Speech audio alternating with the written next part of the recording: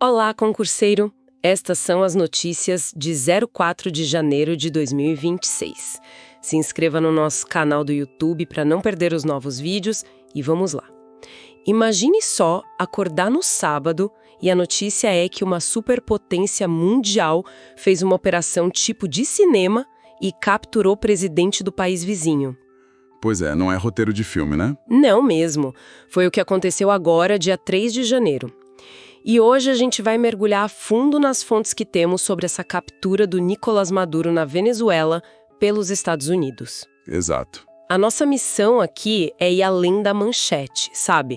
É entender o que aconteceu, por que agora e, principalmente, como isso chega aqui no Brasil. E um evento desses é um prato cheio para análise, porque ele expõe assim de uma vez só várias camadas da geopolítica: poder militar, economia, direito internacional e, claro, a guerra de informação. É um caso de estudo completo. Então vamos começar pelo fato. O anúncio veio do próprio presidente americano, Donald Trump. Uma operação militar na Venezuela capturou Maduro e a esposa dele, Cília Flores. O que a gente sabe sobre como essa operação aconteceu? Olha, pelas informações que a gente juntou de várias fontes, a ação foi batizada de Operação Resolução Absoluta. E o nome já diz muito, né? Com certeza. Foi uma demonstração de força, assim, massiva. A gente está falando de umas 150 aeronaves, forças de operações especiais. Foi tudo projetado para ser rápido e avassalador. E foi rápido mesmo. A declaração do Trump de que a captura levou só 47 segundos, isso soa quase inacreditável. É mais propaganda ou é tecnicamente possível? É uma mistura dos dois, né? A captura do alvo em si, depois que as equipes já estão lá posicionadas, pode sim ser muito rápida. Certo. Esses 47 segundos devem ser o momento exato em que eles invadiram e pegaram o Maduro. Mas isso esconde o resto, claro. O New York Times, por exemplo, falou que a operação toda deixou pelo menos 40 mortos. Nossa! Então, rápido não quer dizer sem violência. E o que você falou de propaganda é perfeito. A mensagem para outros adversários é bem clara. A gente chega até vocês onde for. E vai ser rápido demais para reagir. O que exige um nível de inteligência, assim, absurdo. Não se faz isso sem saber exatamente onde o alvo está, a que horas. Sem a menor dúvida. As fontes apontam que a CIA tinha uma equipe infiltrada ou, no mínimo, um informante de altíssimo nível ali no círculo íntimo do Maduro.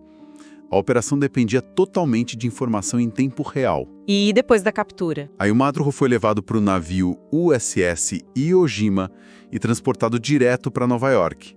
Ele está agora no Centro de Detenção Metropolitano, o MDC, lá no Brooklyn. Que é uma prisão federal de segurança máxima. Exato. Aguardando julgamento por aquelas acusações de narcoterrorismo que os Estados Unidos já tinham feito há anos. E como se a operação já não fosse um espetáculo, a guerra de informação começou na mesma hora. A Casa Branca divulgou imagens do Maduro preso, inclusive uma foto bem forte dele vendado e algemado. Sim, e aí a história fica ainda mais, digamos, moderna.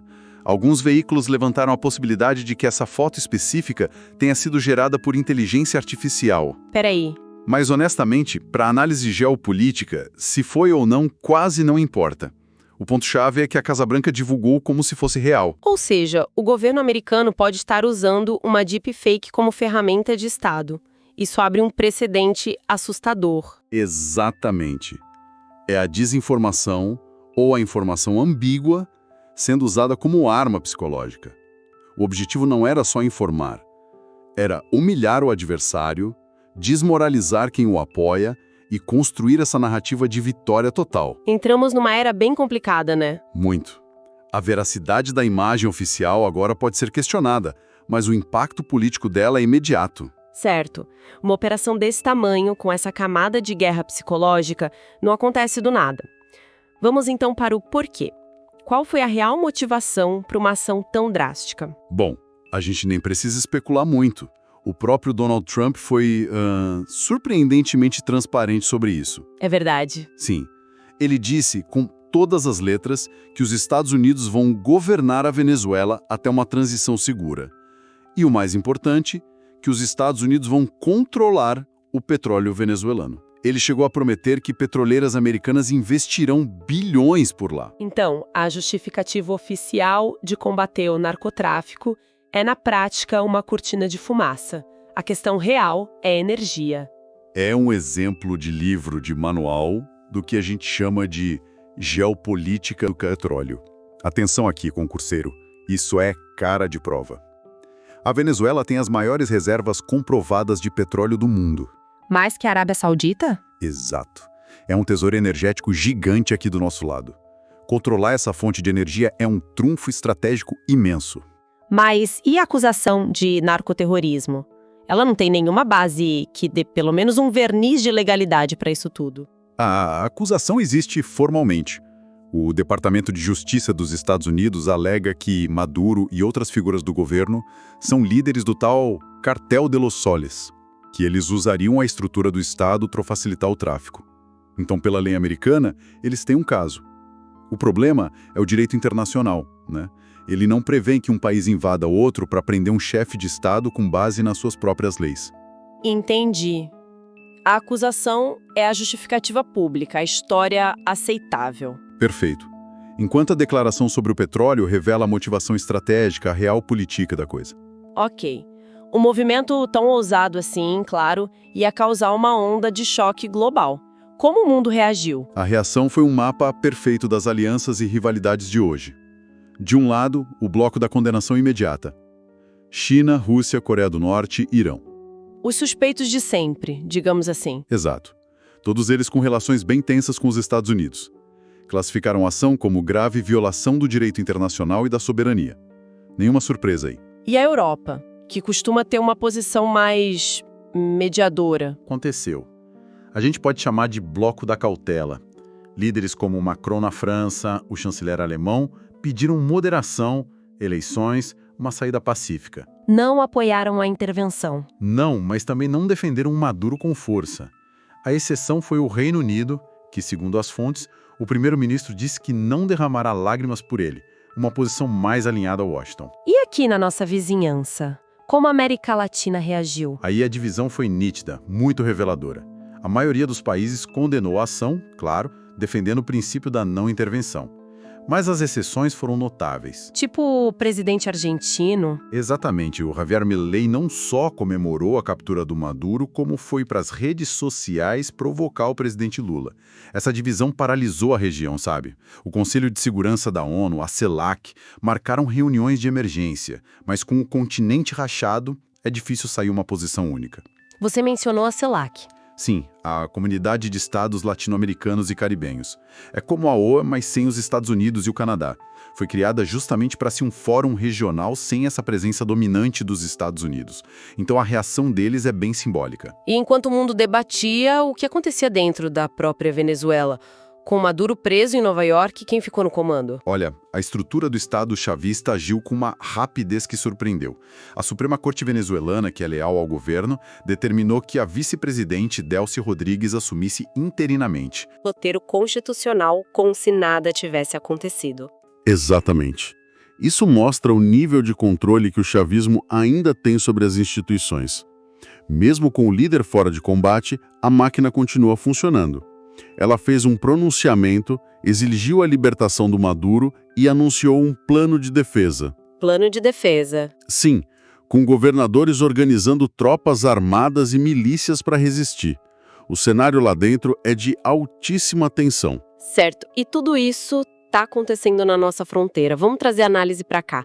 Como o Brasil está lidando com essa crise toda? O impacto para a gente é direto em várias frentes. Primeiro, a diplomática. O governo Lula, pelo Itamaraty, condenou o ataque, chamou de inaceitável, que é um termo bem forte. E teve um ponto importante aí, né? Crucial, o reconhecimento imediato da Delcy Rodrigues como presidente interina. Isso sinaliza uma tentativa do Brasil de evitar um vácuo de poder total ali do lado, sabe? É manter um canal aberto com quem estiver no comando em Caracas. É uma aposta na estabilidade, mesmo que seja uma estabilidade precária. E a fronteira em si? O medo de uma nova crise de refugiados em Roraima. Sim, esse era o maior receio. A Venezuela fechou a fronteira no começo, mas já reabriu. O ministro da Defesa, José Múcio, deu uma declaração até curiosa. Disse que a situação em Roraima nunca esteve tão tranquila. O que pode ser uma tentativa de acalmar os ânimos, né? Provavelmente. A situação é muito volátil. O governo agiu rápido para tirar uns 100 turistas brasileiros de lá, mas a grande questão é o fluxo migratório a médio prazo.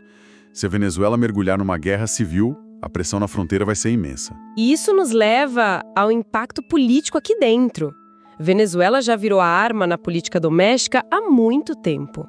E essa crise jogou gasolina no fogo. A polarização foi imediata. De um lado, aliados do governo criticando a ação, falando do petróleo, da violação da soberania, vendo como um ato de imperialismo clássico. E do outro lado, A oposição.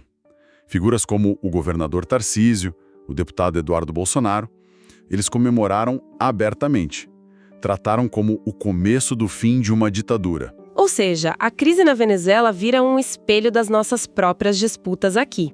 Um lado vê a violação da soberania de um vizinho, o outro vê a queda de um tirano. E no fim, ninguém está discutindo a Venezuela de fato. Perfeitamente colocado. É por isso que essa ação dos Estados Unidos é vista como uma reafirmação da doutrina Monroe. Aquela ideia de que a América Latina é a zona de influência, o quintal dos Estados Unidos, Uma doutrina de 200 anos. que parece ter sido atualizada com drones e forças especiais.